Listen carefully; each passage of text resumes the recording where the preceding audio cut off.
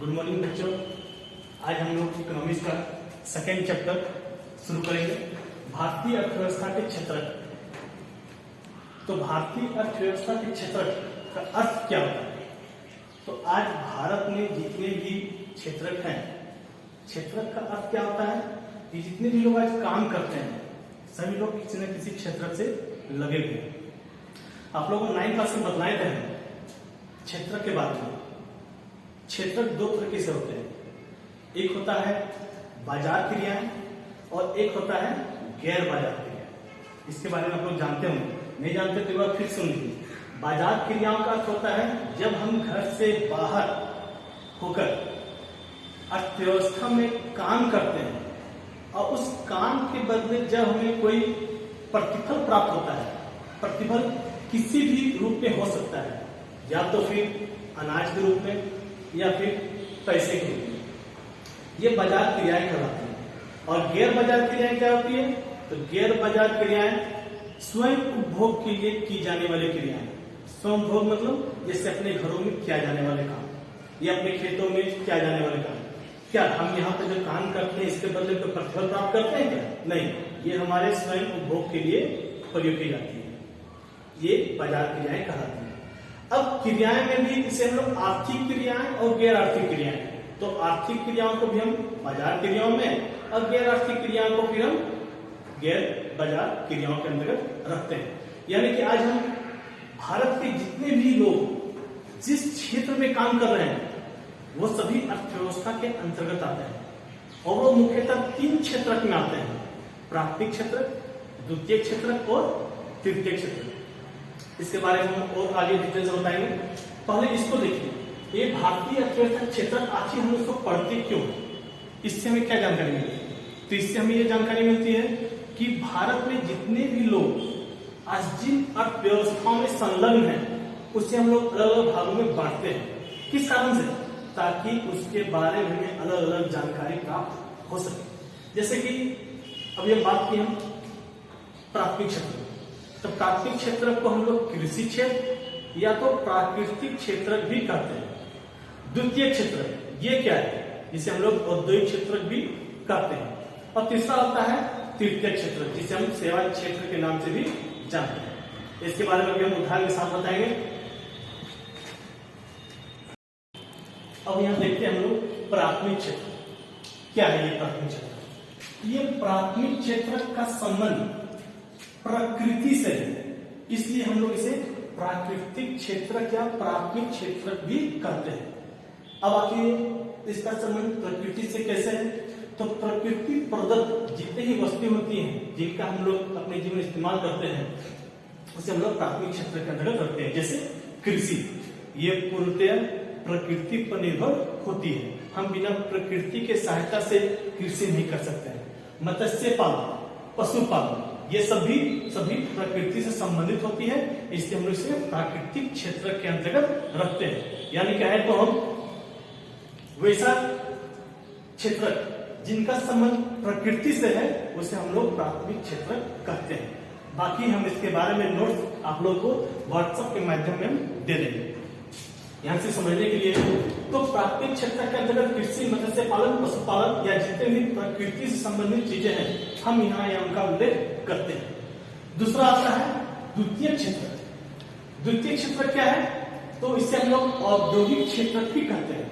क्यों कहते हैं? क्योंकि इसका संबंध उद्योग से है। जैसे उदाहरण में है उत्खनन, खनन या विनिर्माण, मतलब जैसे हम लोग जमीन से कोयला निकालते हैं, अवरक निकालते हैं, जितने प्राकृतिक चीजों को निकालते हैं वो सभी कहलाती है क्या?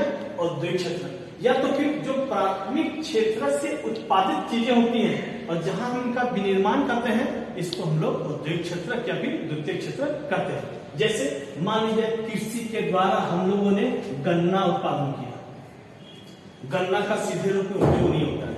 हाँ, हम गन्ना का जूस पीते हैं बस वहां तक ही, लेकिन गन्ना के बाद हम उसका क्या बनाते हैं? तो चीनी। और ये जो चीनी कहाँ बनता है? तो उद्योग, फैक्ट्री के माध्यम से।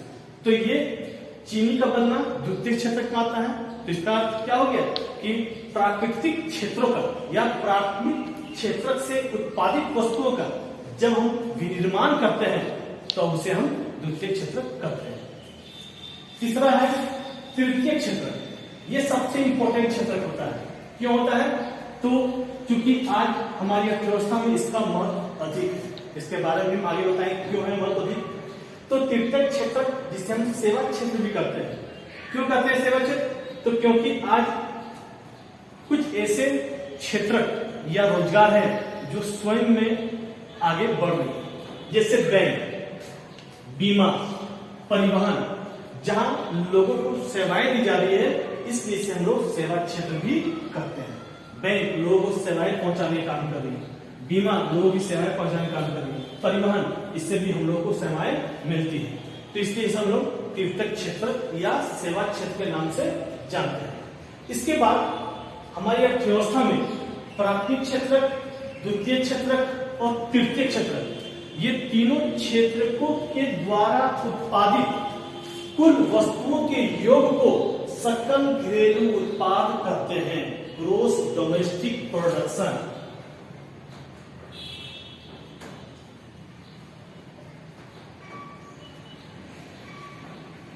ग्रोस डोमेस्टिक प्रोडक्शन, जिसको हम लोग जीडीपी कहते हैं। आप लोग कभी समाचार सुनते होंगे तो वहां पर जीडीपी शब्द का इस्तेमाल होता हुआ देखते होंगे। ये जीडीपी क्या है? तो जीडीपी का मतलब होता है ग्रोस डोमेस्टिक प्रोडक्ट, जिसको हम लोग हिंदी में होता है सकल घरेलू उत्पाद। इसका मतलब हो गया कि प्राथमिक क्षेत्रक से उत्पादित वस्तुएं, द्वितीय क्षेत्रक से उत्पादित वस्तुएं और तृतीय क्षेत्रक से उत्पादित वस्तुएं, ये तीनों के योग को जब मिलाते हैं तो ये जीडीपी का निर्माण करता है और ये हमारी अर्थव्यवस्था का एक सूचक होता है। आप लोग न्यूज में देखते होंगे कि जीडीपी दर हर बार कुछ अलग होता है, ये आउट ऑफ 10 होता है। जैसे भी जीडीपी दर 6.5, कुछ दिन पहले 7.3, कुछ दिन पहले 6.2, ये घटते बढ़ते रहता है। तो घटता बढ़ता क्यों है? तो ये हमारे क्षेत्रक से उत्पादित वस्तुओं या सेवाओं के द्वारा निर्धारित होता है। हमारे देश में प्राथमिक क्षेत्रक से, द्वितीय क्षेत्रक से और तृतीय क्षेत्रक से जो उत्पादित होने वाली वस्तुएं होती है, इन्हीं का जोड़ या योग को हम लोग जीडीपी करते हैं, जिसका कि हमारी अर्थव्यवस्था में बहुत अधिक महत्व होता है। अब अगले पॉइंट पर बढ़ते हैं हम लोग अन्य क्षेत्रकों की तुलना। बच्चों सबसे पहले आप लोग किताब पढ़िए, क्योंकि जब तक आप किताब नहीं पढ़िएगा मेरा समझाना पढ़ाना व्यर्थ है। आप पहले किताब पढ़िए, फिर जो हम बता रहे हैं उसको समझिए, और नहीं समझ में आता है तो फिर कमेंट बॉक्स में कुछ कमेंट कीजिए, या जो दिक्कत है उसका व्हाट्सएप भी कर सकते हैं। तो पहले आप किताब से पढ़िएगा। तो अन्य क्षेत्रों की तुलना, तो किसकी तुलना? तो ये प्राथमिक क्षेत्र, द्वितीय क्षेत्र और तृतीय क्षेत्र। अब इसकी तुलना क्यों कर रहे हैं? तो तीनों क्षेत्रकों का महत्व हमारी अर्थव्यवस्था में समान है, लेकिन अलग अलग है। ऐसा नहीं है कि अभी बताएं कि तृतीय क्षेत्र का महत्व अधिक है तो इसका महत्व अधिक हो जाता है, प्राथमिक का नहीं होता है। तीनों क्षेत्र का समान महत्व है, लेकिन अलग अलग जगहों पर। जैसे कि प्राथमिक क्षेत्र है, तो प्राथमिक क्षेत्र सबसे महत्वपूर्ण हो जाता है यहाँ पर, क्योंकि जब तक ये नहीं रहेगा वो दोनों बेकार है। यह प्राथमिक क्षेत्र अगर नहीं होता है तो हम द्वितीय क्षेत्र की कल्पना भी नहीं कर सकते। या तो फिर तृतीय क्षेत्र क्यों महत्वपूर्ण है? क्योंकि ये दोनों क्षेत्र को जोड़ने का काम भी करती है। तो तीनों क्षेत्र की तुलना हम लोग करते हैं, तो किस आधार पर? तो प्राथमिक क्षेत्र, द्वितीय क्षेत्र और तृतीय क्षेत्र के द्वारा जो उत्पादित वस्तुएं या सेवाएं हैं उनके द्वारा। अब जैसे कि प्राथमिक क्षेत्र में, तो प्राथमिक क्षेत्र में जिन वस्तुओं का हम उत्पादन करते हैं, मान लीजिए जाए जूट का उत्पादन करते हैं या गन्ना का उत्पादन करते हैं, तो यहाँ पर हम इसका सीधा यूज नहीं कर सकते, मैं सीधे प्रयोग नहीं कर सकते। हमको जाना हो कहाँ? द्वितीय क्षेत्र में। कहाँ पर? तो उद्योग में, जहां पर इसको फिर से बनाया जाएगा। जूट से कपड़े बनते हैं या फिर और दूसरे चीजों का इस्तेमाल होता है, या गन्ना से चीनी बनते हैं। और ये जो तृतीय क्षेत्र होता है, जिसको हम सेवा क्षेत्र बोलते हैं, यहाँ पर इनका का एक महत्व है। बीमा है, बैंक है, या परिवहन है, या संचार है। तो आज के समय में ये सभी उद्योग के स्तंभ होते हैं, जहां पर हम इनके बिना कोई भी काम को नहीं कर सकते। बीमा आप लोग जानते हो, बीमा इंश्योरेंस जिसको बोलते हैं। बीमा वस्तुओं और सेवाओं को सुरक्षा प्रदान करती है। बैंक ये क्या है, तो बैंक भी आप लोग हम आगे पढ़ाएंगे। बैंक क्या करती है, तो बैंक हमें बहुत सारे चीजों में ऋण देकर मदद करती है। परिवहन, परिवहन से क्या होता है, तो एक स्थान से दूसरे स्थान में हम सामानों को ले जाने का काम करते हैं। और संचार, आज जो कम्युनिकेशन होते हैं एक व्यापार से दूसरे व्यापार में या फिर एक जगह दूसरी जगहों में हम संचार के माध्यम से करते हैं। तो अगर शुरुआत में देखें, शुरुआत बोले तो जब हमारी अर्थव्यवस्था थोड़ी डाउन थी, मतलब आज के मुकाबले बहुत पहले, आज हम 30 साल पहले जब जाते हैं तो आप लोग पढ़े भी होंगे कि हमारी अर्थव्यवस्था में लगभग 70% आय का हिस्सा कृषि से संबंधित है, यानी हम लोग कृषि पर बहुत अधिक निर्भर थे। लेकिन समय बीतता गया, हमारी अर्थव्यवस्था आगे बढ़ती गई और आज का स्थिति ऐसा है कि आज हमारे देश में तीर्थक क्षेत्र का महत्व अधिक हो गया है।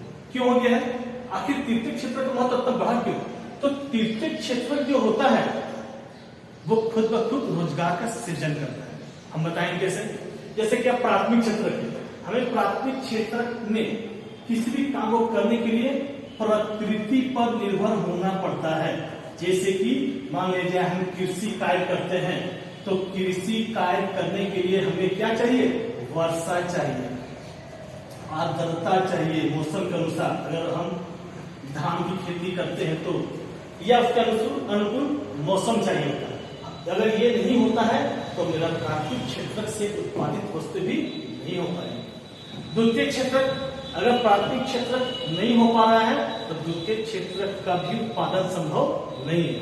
लेकिन तृतीय क्षेत्र में क्या होता है, हालांकि यहाँ पर रोजगार का स्वनिर्माण सृजन होता है। जैसे हम उदाहरण लेते हैं कि कहीं पर भी स्कूल, कॉलेज, बैंक या हॉस्पिटल इत्यादि खुलते हैं, ये सभी इनका प्रकृति से कोई संबंध नहीं है, हम कहीं भी खोल सकते हैं, स्कूल, कॉलेज, बैंक, हॉस्पिटल। लेकिन जब ये चारों चीज कहीं पर खुलते हैं तो इससे संबंधित कुछ दूसरे रोजगार भी अपने आप क्या होते हैं तो सृजित होते हैं। जैसे कि आप लोगों ने देखा होगा स्कूल के आसपास बहुत सारे किताब कॉपी की दुकानें, नाश्ता की दुकानें या ठेला वाले या दूसरे और भी जो होते हैं व्यापार करते हैं।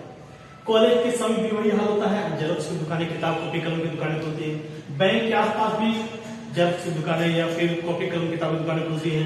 हॉस्पिटल के भी आसपास ये सब दुकानें खुलती है। अगर ये सब की संख्या बढ़ती जाएगी तो रोजगार खुद ब खुद क्या होगा, आगे बढ़ता जाएगा। इसका मतलब है कि तीर्थक क्षेत्र में क्या होता है, तो रोजगार सब निर्जित होता है, अपने आप रोजगार क्या होता है, आगे बढ़ते जाते हैं। इसलिए आज हमारे देश में तीर्थक क्षेत्र का महत्व क्या है, काफी अधिक है। अधिक होने का कारण भी यही है कि आज अधिक से अधिक मात्रा में इन सब चीजें खुल रही हैं और जो नए नए रोजगार है वो सृजित होते जा रहे हैं। अब इसके साथ भी और आगे है, जैसे मान लीजिए किताब कॉपी कलम खुलता है, होटल खुलते हैं, जब दुकानें खुलती हैं, जो भी खुलती है, वो लोग भी कहीं ना कहीं दूसरे लोग को रोजगार पहुंचाएंगे। इससे क्या होता है, रोजगार अपने आप आगे बढ़ता चला जाता है। हो गया। अब यहाँ तक आप लोग फिर से अपने अपने किताबों को पढ़िएगा, समझिएगा और जहां कोई दिक्कत हो तो व्हाट्सएप के माध्यम से पूछिएगा। जो भी पूछना हो बेधड़क पूछिएगा, जहां नहीं समझ में आए फिर से बोलिएगा, हम फिर से बताएंगे। और बाकी जो प्राथमिक क्षेत्र, द्वितीय क्षेत्र, तृतीय क्षेत्र की जीडीपी है, हम इसके बारे में आप लोगों को जो नोट्स है वो आपको व्हाट्सएप में भेज देंगे। Okay, thank you.